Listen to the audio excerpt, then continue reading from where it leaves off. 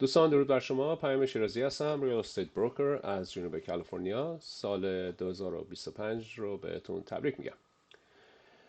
سال نو شده و قوانین جدیدی داریم. در مورد ریال استیت یکی از قوانین که خیلی مهمه رو انتخاب کردم که با شما در میون بذارم. قانونی هست که مربوط میشه به ارتباط بین خریدار ملک و ایجنتشون، اون بروکری که باشون کار میکنن، و چیزی که امسال کالیفرنیا اسوسییشن آف ریلتر ابلاغ کرده و همه ایجنت ها، همه ریلتر ها، همه کسانی که لایسنس دارن باید از این پیروی کنن. اینجا اشاره شده بهش. قرارداد تازه‌ای هست که باید قبل از هر چیز بین خریدار ملک و ایجنتش امضا بشه. حتی قبل از رفتن به اوپن هاوس، رفتن به خونه اولی که شاید بهش علاقه‌مند باشن، این مسئله باید رعایت بشه. شکل این فرم جدید به این صورته: BRBC اسمش هست، مخفف Buyer Representation and Broker Compensation Agreement. ببخشید.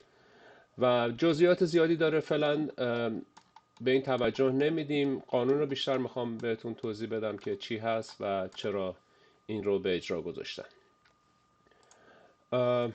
برمیگردیم به این صفحه. خیلی خوب. این قانون از اول جنوری باید به اجرا گذاشته بشه و خونه هایی که شامل این قانون جدید میشن، ملک هایی که شامل این قانون جدید میشن، خونه های 1 تا 4 واحدی هستن، مولتی فامیلی یونیت ها هستن، زمین های املاک تجاری، زمین های ویکند، زمین خالی، زمین هایی که لیس هست، اجاره‌ای هست و روش بنای قرار گرفته، این هم شاملش میشه، و موبایل هوم. نوعی از املاک هستن که شامل این قانون جدید نمیشه، اونا مستثنا هستن، مثل اجاره یا خرید و فروشی که طرف مقابل در واقع دولت هست، از دولت شما زمین رو میخرید، و این مسئله لون بروکر سرویس که فعلا به ما زیاد این مربوط نمیشه. مسئله که خیلی مهم هست تایمینگ هست. این قرارداد رو باید کی نوشت؟ قانون میگه که در اولین فرصت ممکن. توجه داشته باشید. پس ایجنت و خریدار ملک به توافق میرسن که چه چیزایی رو رعایت بکنن. اولین مورد میتونه مسئله کمیسیون باشه. خریدار ملک چقدر باید کمیسیون به ایجنت پرداخت بکنه؟ میتونه مجانی باشه، 0% باشه، میتونه 3% باشه، میتونه هر عددی باشه، بستگی داره که چقدر توافق میکنن. و چه نوع سرویس هایی در اختیار خریدار ملک باید قرار بده ایجنت، این هم توش مشخص میشه چه سرویس هایی.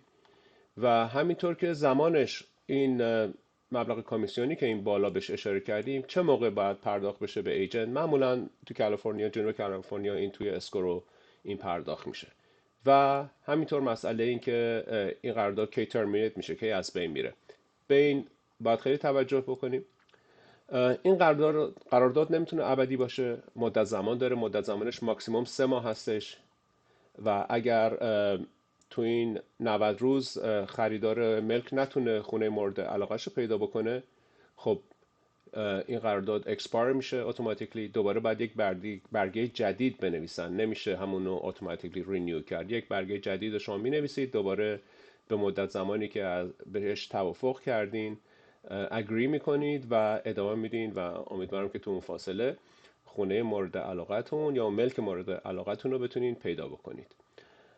این فرم همینطور که الان گفتیم باید قبل از حتی فرم ایدی که خیلی پرمصرفه، قبل از اون حتی نوشته بشه. و اگر این مواردی که گفتم رعایت نشه، این فرم در واقع قابل استفاده نیست. این قرارداد در واقع unenforceable میشه. این هم توجه بکنین. ممکنه هیجان داشته باشین، عجله داشته باشین، یا ایجنت فراموش بکنه این فرمو در اختیارتون نذاره، بهتون ایمیل نکنه، یا اغلب از داکیوساین استفاده میشه. شما میتونید یادآوری کنید، بگین که این فرمو لطفا در اختیار من بذارین، برای اینکه من میخوام بدونم که آخر سر چی کار باید بکنم، چه مقدار هزینه خواهم داشت. و همینطور لندر، اون کسی که وام مسکن رو برای خریدار مهیا میکنه، اون هم باید بدونه که چه مقدار هزینه کامیشن در نهایت خواهد بود. البته کامیشن درسته که الان باید خریدار پرداخت کنه، ولی توی قرارداد ما میتونیم قرارداد رو طوری بنویسیم که این مقدار کامیشن از فروشنده ملک به صورت کردیت برگرده به خریدار. امکانش هست و حالا بعدا میتونیم یه ویدیوی جدا در مورد این بسازیم، الان زیاد رو این تمرکز نمی کنیم.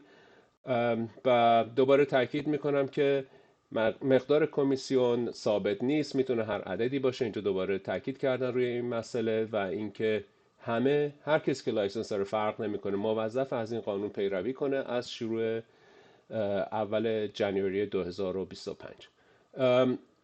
این یه مسئله جدیده، ممکنه ناآشنا باشین، سوال ممکنه خیلی زیاد داشته باشین. با کمال میل حاضر هستم به سوالاتون جواب بدم، یا به من زنگ بزنید، شماره تلفنم میذارم، ایمیل، تکست، حتی واتساپ میتونم با شما صحبت بکنم.